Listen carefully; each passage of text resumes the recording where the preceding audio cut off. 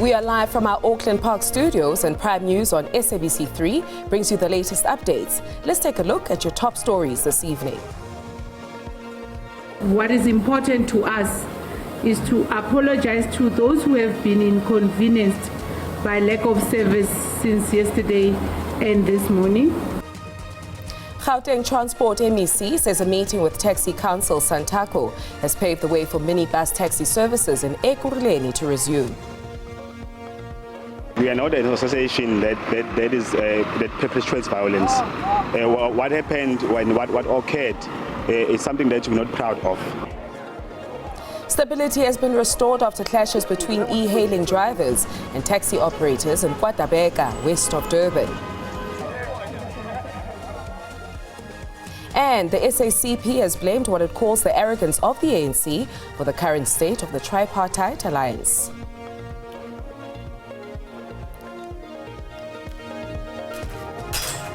We bring to you the world in focus right here on Prime News on SABC 3. A very good evening to you. My name is Beki Mutumomolete, and I'll be taking you through key events that are inspiring change in the world as we know it today. Let's chart a course through the most significant stories of the day, and here they are.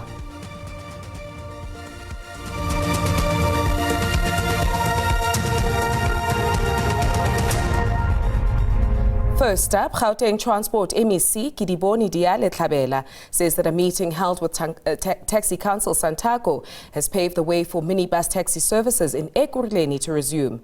The South African National Taxi Council halted operations yesterday afternoon in most areas, including Germiston, Vosloorus, Katlehong and Kempton Park. The stay-away was implemented after police and the Ekurhuleni Metro Police impounded taxis they regarded as unroadworthy.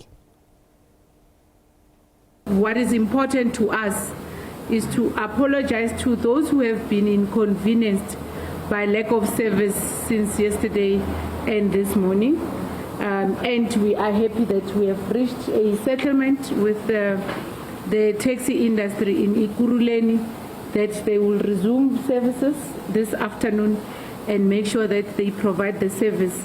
And importantly to us is to deal with the issues that they have raised, and amongst those issues is issues of how do we make sure that there's law and order within the public transport operations in our province. We all are agreeing that law enforcement must do their work. Stability has been restored after clashes between e-hailing drivers and taxi operators in Gauteng, west of Durban. The KwaZulu-Natal E-Hailing Council and the Gauteng Taxi Association held a meeting facilitated by the Department of Transport's public regulatory entity in the city. The two organizations have reached an agreement. Taxi and e-hailing drivers in Gauteng have reached a peace agreement after violent clashes. The conflict started over operating routes with taxi operators allegedly demanding that the e-hailing drivers leave the area. The Taxi Association raised concerns that some e-hailing drivers were operating outside the e-hailing app. They say these drivers have been taking work from them as some are transporting groups of people. Both groups have agreed to work together to clamp down on illegal operators. We believed that what has occurred in that meeting will pave a way for peaceful operation in the local place that we are in now here at Gauteng. So we believe also that the taxi operators have put their views across and they stated what were their confusion. On Thursday, police confirmed that 15 people were taken in for questioning in connection with the shooting incident, and 12 firearms were taken for ballistic analysis. The Taxi Association has condemned the violent act, allegedly by members of their association. We are not an association that perpetrates violence. What happened when what occurred is something that we're not proud of as an association. We're not saying we did it, but we heard that there's someone from our side who then fought with a driver for a 7-seater. Transport authorities say the new regulations are expected to be implemented in October. I'm Nontlane Pumakwaza for SABC News in Durban. The South African Communist Party has blamed what it calls the arrogance of the ANC for the current state of the tripartite alliance. The party's General Secretary, Solly Mapaila, reiterated the SACP's decision to contest next year's elections alone. Mapaila admitted that a mammoth task lies ahead, but says elections are not always about who has more financial resources, but rather how to change the dire conditions of the poor. Revered as the vanguard of the poor and the working class, the SACP will be analyzing the state of the country in the next 3 days. High on its agenda is the national dialogue, issues of the working class, the cost of living and the state of the alliance. It's the arrogance, not that we can't find each other, it's arrogance. First, the alliance found each other on the question of reconfiguration. Where a joint document agreed in 2019. In fact, I've got a brief copy. I'll share that copy with you. We agreed in 2019 on the process of reconfiguration of the alliance. The ANC has not been serious about it. The SACP argues that, to date, the ANC, as the leader of the alliance, hasn't solved the problem, hence they find themselves in the state. At the moment, they have not resolved the problem. The issue is that Congress has taken a decision. And with the Congress decision, neither the Central Committee nor me have the power to reverse it. So unfortunately, that's the thing. We had an opportunity where it could have been possible to manage this thing differently. But the ANC was very arrogant. The SACP has also commented on what it calls the doomsayers' concern about the practicality of contesting the elections. We don't have money, and everybody knows that, but we'll contest elections without money. We'll prove it. SABC News, Johannesburg.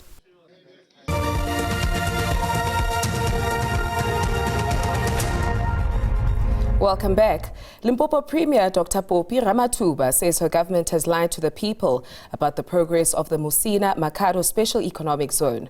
The ambitious industrialization program, initiated in 2014, was meant to create over 20,000 jobs for the people of the province.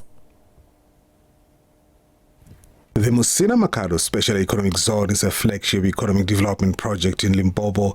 The plan was publicly announced by President Ramaphosa following the Forum for Africa and China Cooperation meeting in 2018. It encompasses sectors such as warehousing, logistics services, fresh produce handling and timber processing. Musina-Makhado SEZ project have left millions of Limpopo citizens disgruntled as their hopes for a better life were dashed. We have lied to our people. We have not done what we promised our people that we were going to do. Those 1,000 jobs have not yet been achieved as we have made a progress. And we admitted as a province that we are the ones who take full responsibility. Ram says the provincial government is also grappling with backlogs related to the improvement of school infrastructure. However, says the government has made significant progress in turning around the state-owned public transport services entity, Great North Transport. The institution has been marked by allegations of financial mismanagement and corruption. I am pleased now to report on the turnaround strategy of Great North Transport. The Executive Council in our meeting also received a comprehensive report on the turnaround strategy of GNT. Rutendo Bobori, SABC News, Polokwane. The KwaZulu-Natal Treasury says it's currently conducting a full-scale investigation on multi-million rand tenders under the Departments of Education and Transport. MEC Francois Rogers says the school nutrition program tender has been marred by serious allegations of irregularities and corruption. The KwaZulu-Natal provincial government says its finances are under severe pressure. Various departments currently owe contractors about 9 billion rand. What we've done to try and stabilize the cash flow within the Department of Education is to ensure that we spend money that we have. Rogers says Treasury has instructed the Department of Transport to restart the tender process for the scholar transport program. This after serious irregularities were uncovered during an investigation. On the report that I was given by the appeals committee on the flawed process. And we're not talking about one or two flaws. We're talking the entire process was flawed. There were 64 appeals lodged, and all 64 appeals were upheld. Now somebody's got to be accountable for that. When asked whether he's sure that there was no political interference during the awarding of this contract, this was his response. I'm not at this stage. So if I look at the Scholar Transport, now it's MEC Duma needs to report back. That report then comes to myself and goes to the Premier. The school nutrition program, we need that appeal process to be concluded. Once it's concluded, I will get the report, which I will then forward to the MEC of Education. And if it does appear that there is anything sinister, then it will go to the Office of the Premier. Simpiwe Makanya, SABC News, Durban. Next up, illegal occupants of properties belonging to the Department of Public Works and Infrastructure have been given until Sunday to vacate the properties. Deputy Minister Sihle Zikalala-led Operation Bring Back is aimed at claiming back some of the properties that were stolen and hijacked in Cape Town. The first stop for Deputy Minister Sihle Zikalala was a property in Goodwood. He met an illegal occupant who said she found the house vacant as well as vandalized and started living in it 15 years ago. The only thing we know is that we must be leave the property, so by Sunday. 31st August, we must be out of this place. To a letter, they give us just a notice to take later. Yes. Tell us you must leave the property. We trespassing now. There are also tenants living in the property, renting to the illegal owner, amounts ranging from 500 rand to 1,000 rand. I have no idea. I spoke to the minister now. He said that people will come over the weekend to help us or give us accommodation. But other than that, I have no idea. I don't know where to go or what to do. I only get a disability, so. The department says in the Western Cape alone, over 40 state-owned properties, including land, are believed to be illegally hijacked or stolen. And we have identified various areas that have been illegally occupied. What is worse with this is that these properties are occupied in some cases by people who are renting, and you find that they rent to someone or they rent to some organizations that call themselves non-profit organizations. Lula Mamaja, SABC News, Cape Town.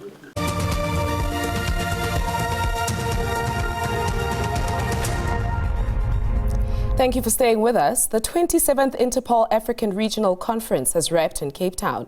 The three-day gathering brought together high-ranking officials from the International Criminal Police Organization, senior police officers from Southern Africa, and security analysts. Closing the event, National Police Commissioner General Fani Masemola said through intelligence and sharing and cooperation, Africa can defeat the surge of crime. Individual contribution to this conference for the past 3 days. The deliberations that we have highlighted a scale of challenges that we face as a law enforcement agency in the region as well as globally, ranging from human trafficking, drug trafficking, cross-border vehicle theft, cybercrime, which have become the most contemporary challenge to all law enforcement agencies across the globe. But, and of course, the wildlife crime, which have become also endemic in Africa. But of course, we have enjoyed the 3 days coming up with creative and innovative solutions to the law enforcement problems. We have dived into financial crimes and solutions thereof. We have also looked into various forms of financial flows, money laundering, in and into out of countries, cyber fraud, tax evasion, and that that includes quite a number of billions every year that money is symphonied out of Africa. The Mthatha High Court special sitting in Lusikisiki Magistrates Court in the Eastern Cape has heard reasons behind the killing of ANC politician Mncedisi Gijana in KwaBhaca. Gijana was murdered before the mass shooting of 18 people in Ngobozana village in Lusikisiki last year. The state has combined the two cases. The accused, who turned state witness, Lwando Anthony Abi, has told the court that Gijana was killed on the instruction of the alleged mastermind of the massacre, Mzukisi Ndamase. Abi, who's testifying for the second day, told the court that Ndamase and Gijana were allegedly friends before Ndamase's incarceration. The two allegedly committed robberies together, including cash and transit heists. Abi says that after the relationship went sour between the two, Ndamase accused Gijana of no longer taking care of his needs. He says Ndamase had Gijana's movements monitored, and last year he says he received a picture of Gijana from Ndamase with a caption that says, "Gacheni's chapter closed." The six accused face a string of charges including murder, attempted murder and kidnapping. The trial continues.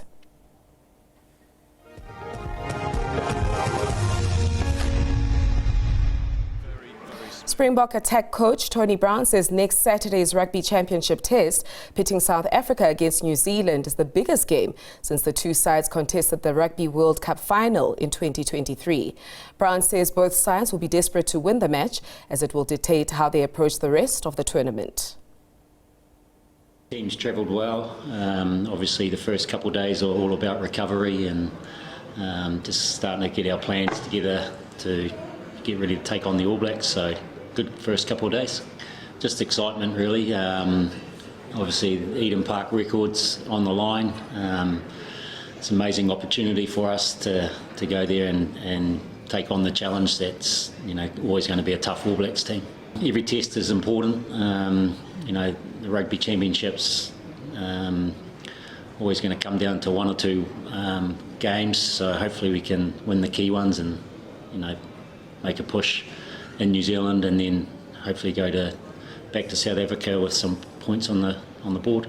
I think it's probably the biggest game since the Rugby World Cup final, so players are excited. All Blacks are going to be desperate to win. Springboks are going to be desperate to win, so it should make for an amazing game. No, it's just make sure we prepare well, get excited about the challenge, and making sure we, put our best foot forward when we get onto the field and play as hard as we can to win the game.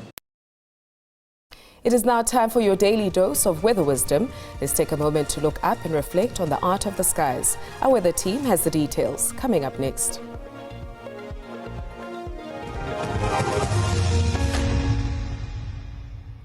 Thank you very much and a very warm welcome to the weather desk. Time for us to look at those conditions over the country. Let's start looking at what's happening tonight.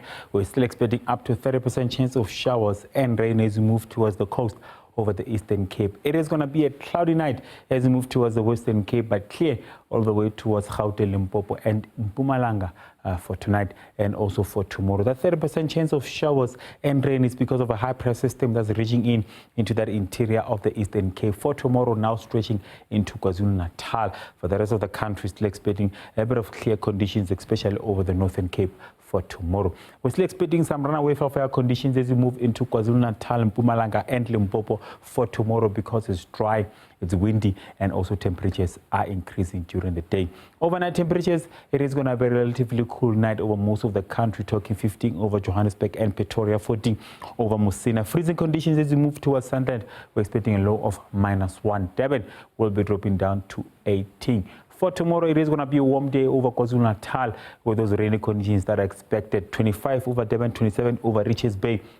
Warm conditions over Emelo for tomorrow with a high of 27. But it is going to be a hot day as we move into that low belt of Mpumalanga, stretching towards Limpopo, talking Bombela, Palabro, and Musina, with Musina peaking at 35. 28, it will be a maximum over Johannesburg, Vryburg at a high of 29, and also Appington peaking at 29. Cool conditions as we move into the mother city with a high of 21. Moving on to Sunday, still expecting those onshore flow as we move towards the Eastern Cape. That is still expecting a 30% chance of shower showers and rain. Partly cloudy conditions as we move towards Free State. It is going to be clear and hot as we move into Limpopo and also Mpumalanga, but warm conditions over that interior of the Northern Cape. But it will be a cool day as we move towards the mother city for Sunday.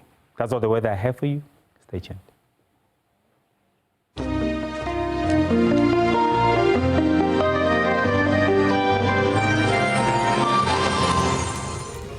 And that's the way it is until the next chapter unfolds. We are grateful for your wonderful audience. Have a fantastic weekend, and as we usher in a brand new season. From myself, Becky, and the team, stay ahead of the curve. Good night.